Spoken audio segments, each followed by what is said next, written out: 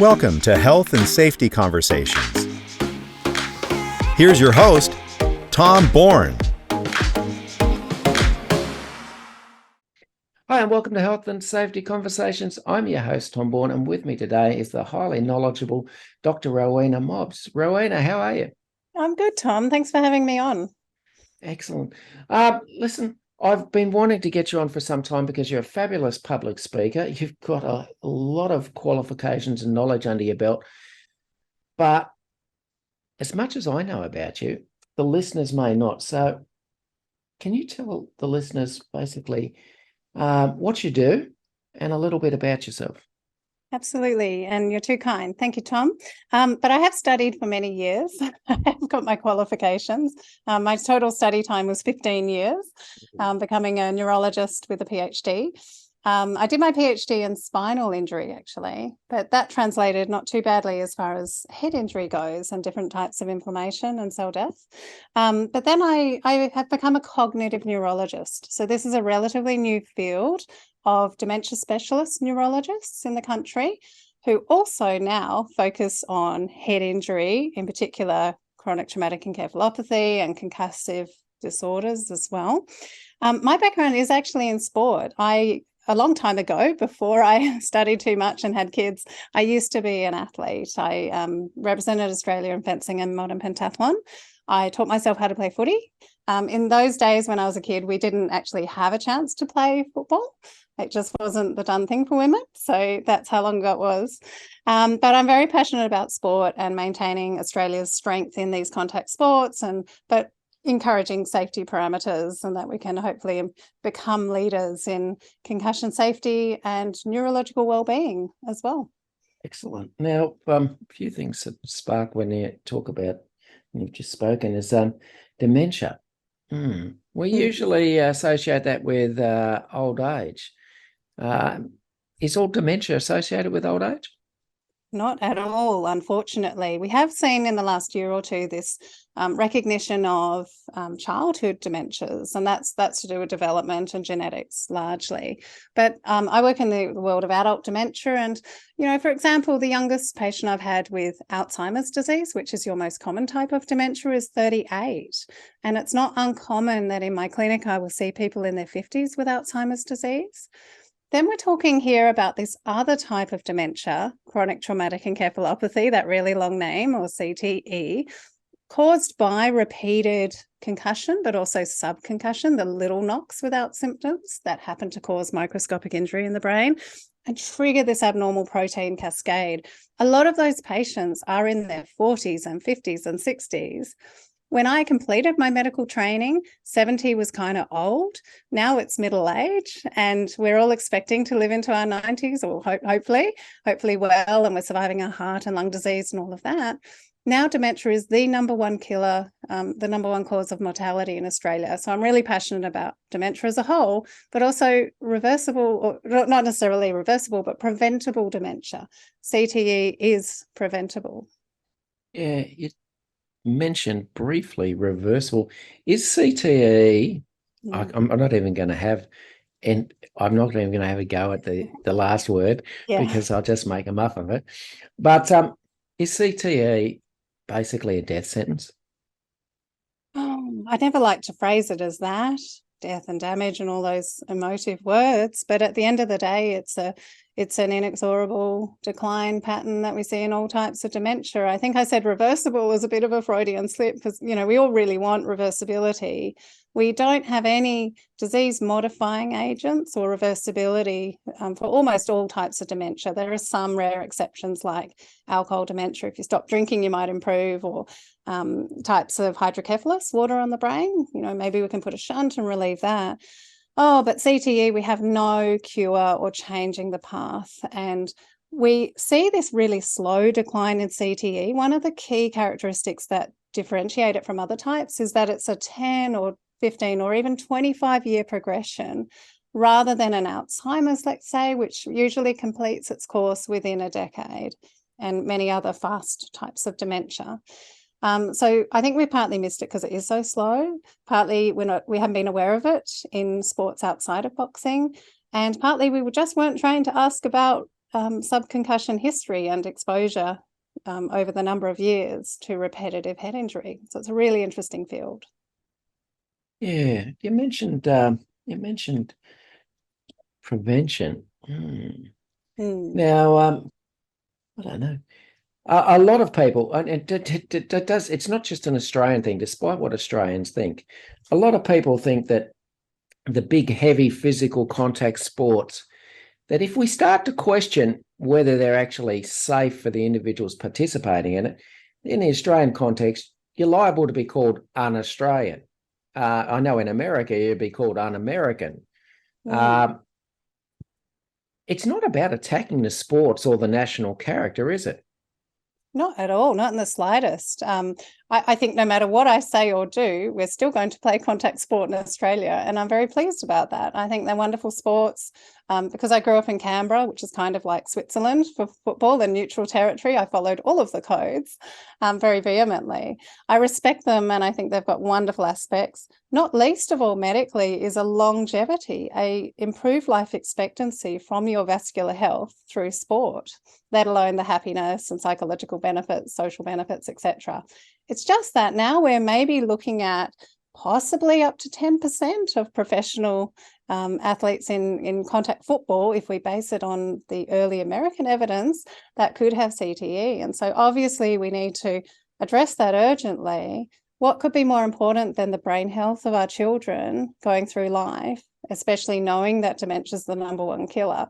So I see it as this real opportunity for sport to make it safer, encourage participation still, have parents satisfied that their kids will be safer, and look at your brain health overall. We can see this opportunity here to educate kids about how cool their brain is and the ways that they can look after it lifelong. So there's nothing for sport really to be afraid of here. It's just going to be a necessary transitional process that we're facing. Yeah. Are you happy with the sort of,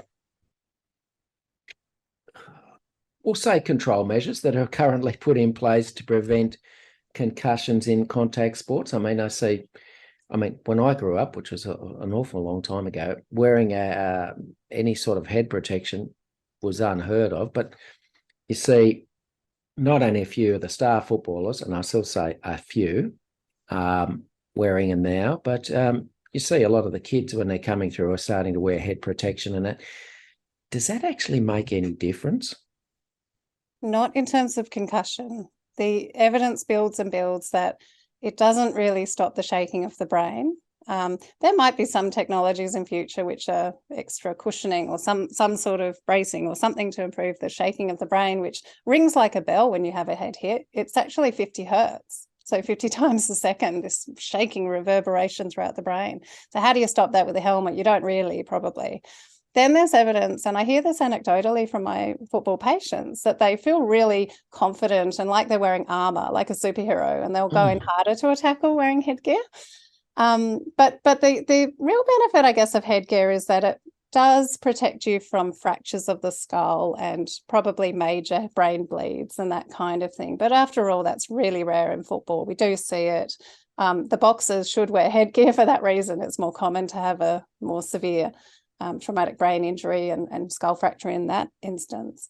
But in football in general, it's not going to be the answer, probably.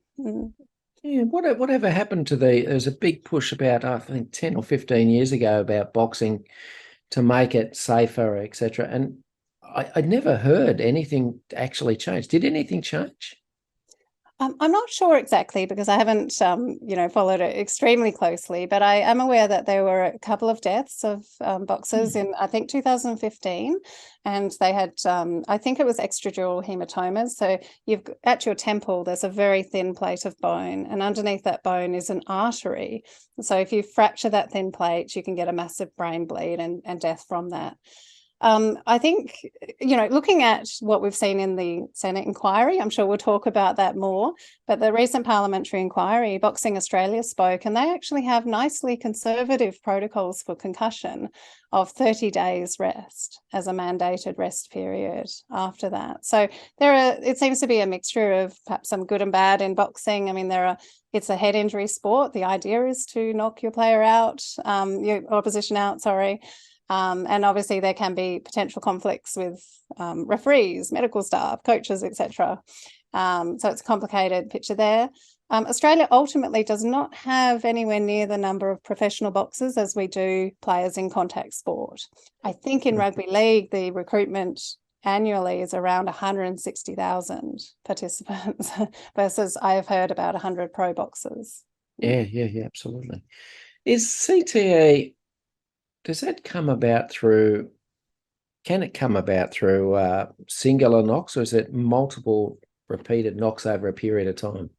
It's multiple repeated knocks. So I do see, for example, netball players, hockey players who might be worried they've got CTE. We're certainly not out to cause any alarm in those groups. If you have the odd concussion, it's not going to contribute in that way to CTE. We do have research showing that if you've had a moderate traumatic brain injury, i.e. something actually showing on your scan like a bruise or a bleed or a scar to the brain, that technically you're at an increased risk of dementia lifelong. But that's very different to CTE. CTE patients, we're typically talking 20 to 30 years of recurrent exposure to head knocks through their football from a really young age, often like age 5.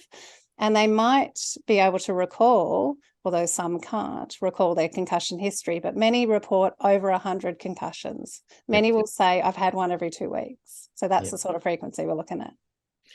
Yeah. I was listening to James Graham earlier. Oh, very smart man. Yes. And I must say, congratulations on him actually doing the podcast he's doing. And he's speaking to Wally Lewis, and Wally Lewis was saying his honest opinion is that if every rugby league player went and got a scan, they'd find the dark areas in the brain where bleeds have actually happened, micro bleeds have actually happened.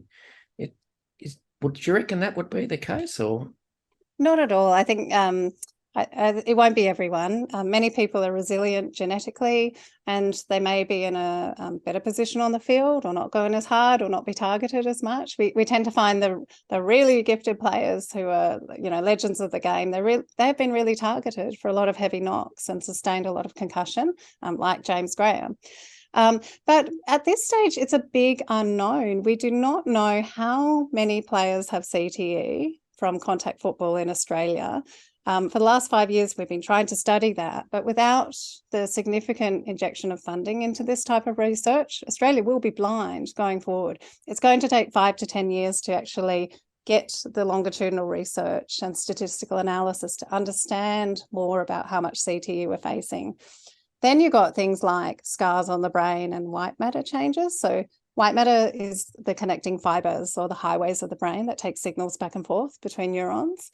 And we know that recurrent head injuries can be associated with more white matter changes. And in some players I see they've actually got frank scarring or micro bleeds as well. And these other changes that can associate. So we're not trying to be alarmist and say, oh my gosh, all of these players are going to have an issue on their scan, but we are saying we think there could be a substantial percentage of players affected through some way through head injury, whether it be white matter changes, whether it be CTE, and we ought to look at this very closely. Yeah. And it's just not a safety issue and a health issue. I mean, we're talking about if you've got a significant number of players who are developing early onset dementia, that's got to be a huge burden on the public health system down the track. Absolutely. And what we're finding is it's very likely to be a burden on the carer or the spouse, on their health. They often neglect their health. They're looking after an individual. They are, in many circumstances where we're actually looking at CTE, becoming full-time carers as their loved ones approach nursing home and things like that. Plus, you've got the children involved who, unfortunately may be at risk of head injury themselves. CTE patients can tend to get very, rage or anger attacks that can upwell very quickly. And in some cases, there's domestic violence and a cycle of head injury, very sadly. So and then these young players who ought to have been in the prime of their life, still working in their 40s, 50s, 60s, they lose that ability over time, over this long 25-year dementia. Then, of course, the life expectancy is less. And so they're losing their their chance to be grandparents and to live into retirement well with their partner. And it's really sad. Yeah. Now, I see the AFL recently committed $25 million for a 10-year concussion study as part of their, I don't know, I'd love to say commitment to it, but I would say forced reaction to some of the work that you and others have done. So congratulations on that. Thank you. It would, seriously, thank you. Anything that's going to help people is a good thing. But whether rugby league or not, or rugby union or any of these other sports come to the party and do similar things, do you think it would be nice if individual clubs basically volunteered that their players take part in some sort of study to actually, do it over a period of time? Because realistically, it's about protecting your players. It's about knowledge about what conditions may be coming up and what their life's going to be about. I can't see a lose situation. No. For any club, individual club, to just put their hand up and say, can we actually be part of a study? Yeah, absolutely. I can. Two sports come to mind. One is, the coaches caring about their participants in football, but also the trainers caring about their jockeys in racing. So they sustain a lot of head injuries. And my mum was a horse trainer. I know how much they care about their jockeys. So, and we have had certain clubs approach us and discuss those sorts of opportunities. I guess ultimately it's big business, and these football codes have their own leadership, they have their own funding of research, and they may not necessarily in the past have been very supportive of this type of research. And so I think, we are seeing, as you mentioned, the sort of reactionary strategic plans coming out. But to date, our research program hasn't really had any meaningful discussion with the codes, and we're all here to help, but there's this barrier, I guess, in terms of commercial, financial, litigious considerations. But there's a lot of good sentiment ultimately, particularly from the old leagues clubs as well. I think there are a lot of good people, former players, families of players, who are desperate to help this situation and put their hand up for research, which would be very admirable. But at the end of the day, research will require money. It's going to be expensive because it's neurology in the brain, and we can't proceed with that work until we have support. Yeah. Strangely enough, because it is a Senate inquiry into concussion and CTE, do you think, even though the budgetary position, it's not the world's best, let's be honest about it, but do you think that actually getting some funding from the federal government to actually, or even state governments as well, to actually help, fund some of this research would actually be an investment and save them, potentially save money 10 or 20 years down the track? Absolutely. I think there'll be a huge benefit for their investment if state or federal government choose to inject more money into this field. We have seen through the Mission TBI program, so that's the government research program into head injury research, an injection of $51 million over several years. That's been wonderful. But a lot of that work hasn't necessarily targeted this very niche group of CTE. And so I would like to see that named as a priority area for government to target that and provide grant opportunities with, open sort of peer-reviewed processes for funding into that field. Whether it's us doing the work or whether it's another group, I don't mind. But I do at this stage have 187 patients under watch in my research program who have high risk of CTE. And so we'd like to see that work translated ultimately. And ultimately the government will get back not only savings for the health dollar in terms of better care and management and detection of these players at risk, but also I think it could well extend to areas such as falls in the elderly, domestic and family violence, particularly in women, and other vulnerable groups through occupational health risk of repeat head injury and CTE risk. If we were able to develop through the research some better methods of, prevention of damage to the brain, concussions, etc., realistically, you're looking at delaying people going into a large group of people potentially going into nursing homes prematurely, aren't you? Absolutely. And as I said at the start, this is a real opportunity to grab with two hands this sporting awareness of our brain health, teach kids to really look after themselves, not drink too much like many people do through life or at college or whatever. Avoid drugs, look after their blood pressure and their cholesterol and their vascular risk in life. Not to be alarmist again, not to increase health anxiety too much, but we see public health campaigns all the time, like for melanoma or for lung cancer risk in smoking. And so why wouldn't we now in this century of the brain really look at our own risk in Australia, keep Australians living well into old age without dementia? And how much value would that be to the community and economically probably? It's huge. Do you think there'd be any benefit in getting some sort of training for junior coaches and I don't know, the lesser club officials in recognising symptoms of concussion? Absolutely. So there are some emerging programs around concussion education I've seen in different sports.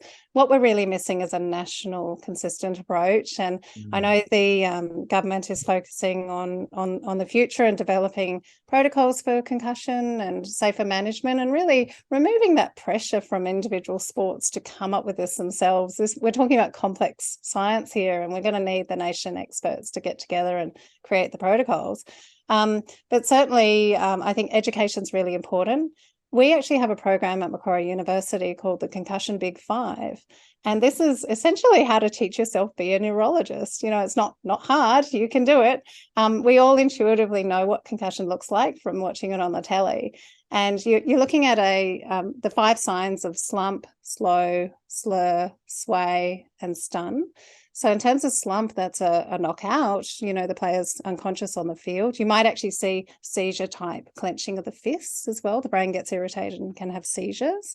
They can be slow to get up. They can stumble and sway. They can look stunned or confused, and they can be slurry or only partially responsive and just not right in their speech. So how easy is that to learn those 5 signs? And anybody like a spectator, referee, commentator, coach, fellow players could detect that and say, your brain is telling us you've had a concussion. It doesn't matter what symptoms you report now. You have had a concussion. Please come off the field and don't come back. We need a recovery period. Yeah. It sounds very similar to the highly successful slogan around stroke, which is the lovely fast. If you can get that on the same level, that would be good. We seem to glorify in contact sports the person who soldiers on, the person who, regardless of the injury or the head knock, just keeps going. I still remember that grand final, Canterbury versus South Sydney, and basically Sam Burgess was concussed in the first tackle, and yet we celebrated the club's decision to let him play on the whole game, and I think he was actually given the man of the match award in the end. How hard is it for clubs to actually develop and then enforce policies and procedures that are based on science rather than on what the coach feels is best at the time? Yeah, well, it's not hard if you've got good education, cultural change, and independent practitioners, truly independent, who have not been employed by or are not employed by the sport specifically. Club doctors, for example, may potentially have a conflict of keeping their players on versus taking them off, potentially. But certainly, I think there is a role for cultural change here. I see it in my players anyway. Like they are very smart, so they have a higher intelligence than we might expect. They're often very smart in our baseline testing, and they want to look after their brains. Yes, they would want to play football, and many would say I would still play again, but they would want some safety parameters around that. It's very different to pushing through pain in terms of a corky or a muscle injury or what have you, something that is very likely to reverse and be treatable and you'll be back to normal, versus your brain, which is soft, delicate, can have irreversible damage. And now we're seeing the effects of that. Much more care ought to be taken, and players need to have that pressure removed, they also need to be aware that there are often delayed symptoms of concussion. And some of the latest studies, particularly one recently out of Cambridge University, is identifying that 47% of people at 6 months are still not right after concussion on testing or on scans of their brain. So I just think we need to be more cautious here, and we would generally advocate a month off or 28 days approach rather than this 11, 12, 14 days.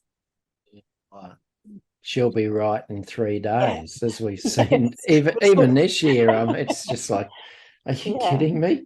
You were knocked out on field and you somehow think you can come back. It's a great sentiment, but it's not reality. Absolutely. And they can still be exciting, can't they, Tom? Don't you agree? You can still have a tough game and not get knocked out. That would be the aim of it. Is it likely that you become more susceptible to becoming concussed the more often your head gets hit? It is. It's been shown time and again, and it's common in our clinics. So I call it the concussion crescendo effect, where, and we see it with players. I guess you might think of people like Kalen Ponga or didn't want to say the name, or who knows. Potentially some players are having a ramping up effect of concussion, and the old term for it was a weak jaw or a soft jaw.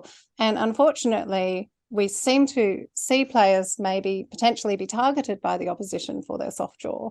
So this is a really dangerous situation, and it's dangerous in the rare syndrome of second impact syndrome, where you can actually die from having a second concussion if it then triggers brain swelling. That's really rare worldwide, but nonetheless, it's still a risk within a month. Within a month is the highest risk. But secondly, why wouldn't brain health be part of good athletic performance? We're talking about these strategic sports where you need to make decisions in a rapid way. I would, again, going back to looking after players, if I were a coach, I'd really want to make sure my players were healthy from a brain perspective too, and give them plenty of recovery time.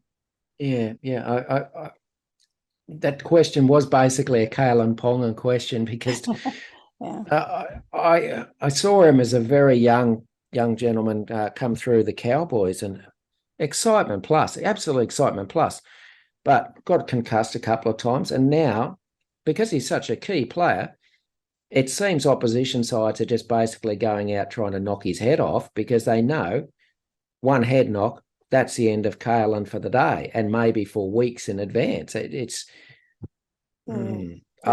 I feel for the young man, I really do, because without these head knocks, looking for a hell of a long-term and exciting career. But I just don't know what the future will hold for him. I mean, if you keep getting knocked out, and if you keep having these concussions literally every time you come back, it can't be something you'd be thinking about as a long-term career. Well, surely not. Oh, it's a delicate discussion, isn't it, between the doctor and the player. I would say that a lot of patients also seem to have long post-concussion migraines. So this is a little known phenomenon, even though it's quite common in the clinics, where you can have dizziness or nausea or light sensitivity that may not be purely the concussion. It might be post-traumatic migraine, and neurologists can treat that very well, very often. Perhaps that would change a trajectory of someone not sustaining so easily their repeat concussion, but I'm not sure of that. I think the science is out on that, but clinically we would want to treat for migraine too. Okay. Speaking of symptoms, what are the typical symptoms of CTE? So CTE rather than concussion. Yeah. So CTE is a unique dementia, as I mentioned. It's got its very characteristic signature. So people can seem very normal on the outside. They can pull up a good story together, tell the old joke. Unfortunately, it tends to be the repeated joke, and they have trouble learning in their new environment. They might have increasing trouble in their workplace. They can probably still work, for quite some years, but their performance is not quite right. They're not learning. Their working memory is down, or episodic memory, as we would say. Eventually, then that does spread to other cognitive issues like a loss of language, visuospatial difficulties, frontal difficulties are really common. So the front of our brains is our command center. So that's our ability to plan and judge and execute complex tasks and multitask, for example. So that ability can go. Then you've got this involvement of what we used to call the limbic system. So this is the emotion center of the brain wrapped up in those sorts of planning and execution of tasks. And, you know, it connects to many areas throughout the brain, but emotion is the heart of that. And awareness. And players can lose awareness that they're affected. So we often rely on the family history. They can have symptoms of depression, but it might be very severe at times, spikes of suicidality, more than what you would typically see. And a lot of the sports will come back and say, well, depression is really common. Most people, if they're depressed, will fulfill criteria for CTE. But we're not talking about that. We're not talking about depression that can be, you know, very easily treated with psychology and medication. We're talking about a cognitive decline accompanying that, a true dementia pattern, a loss of brain volume on our scans. Then you've got these symptoms of irritability and rage, and it's an upwelling that's different to their usual. They weren't always ragey. They might get a minimal trigger rage. So the kids have left a pile of clothes on the floor and they flip into an angry rage. There might be a person in front of them in a queue at the supermarket, rage. They might have a road rage incident for minimal trigger. And our spouses of these patients or partners will tell us they are walking on eggshells all the time. They have to be very careful, otherwise the rage will come out. And often they'll make inappropriate social commentary and spouse has to kick them under the table, for example. You know, so these are, very serious behavioural regulation changes. Then we test them neuropsychologically, and they are not normal cognitively. They follow a typical dementia path. And so they're the main symptoms that we see. What sort of treatment does someone who's got CT, is there a treatment that they can follow or that will basically ease the symptoms?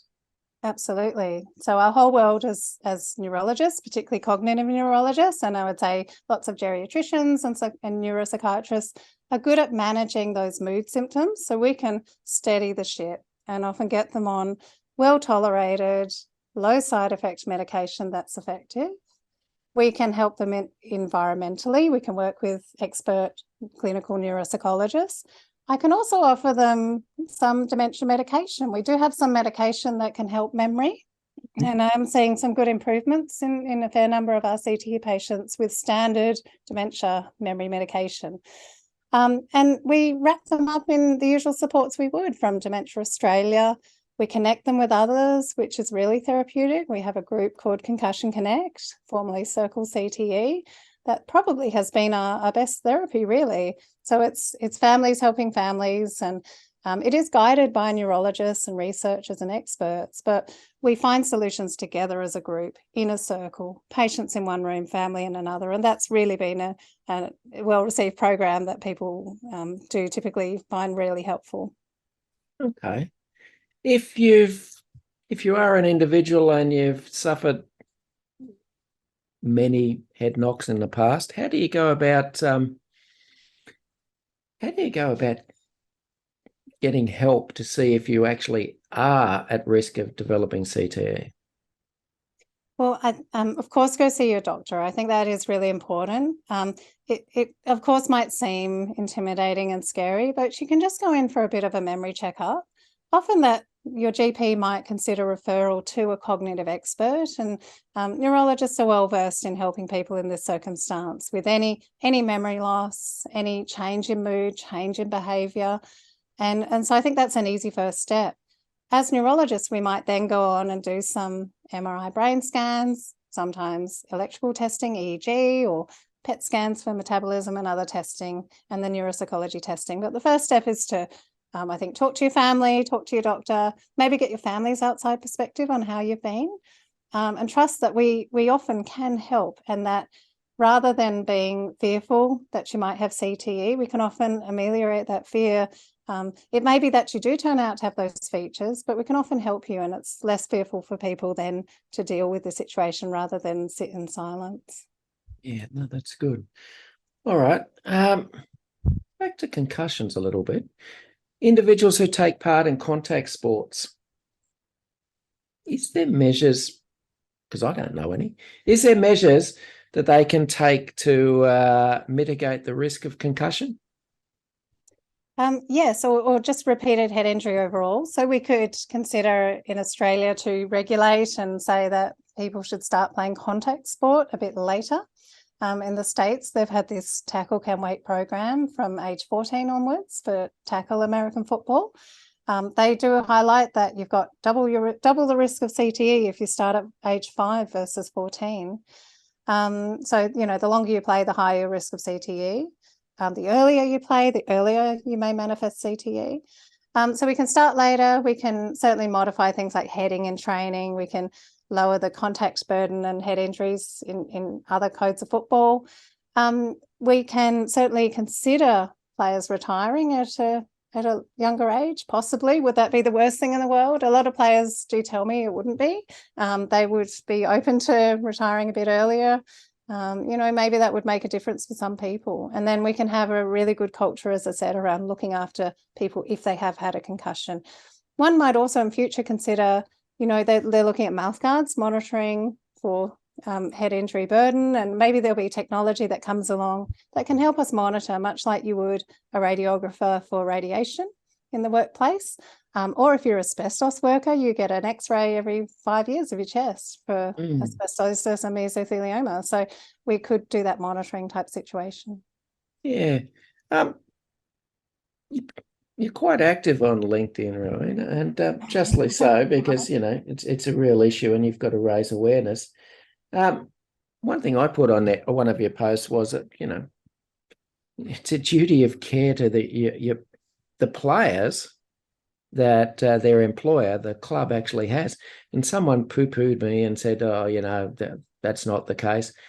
I'm pretty sure that, athletes are not immune, and the clubs are not immune to the Workplace Health and Safety Act because, I don't know, that's their work.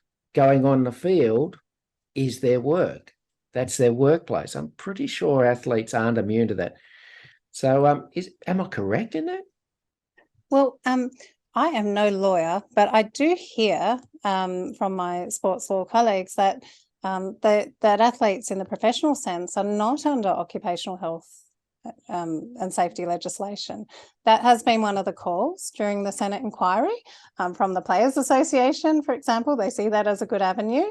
At the very least, I would think that the government might want to have some sort of shared player fund that could fund any injury cover.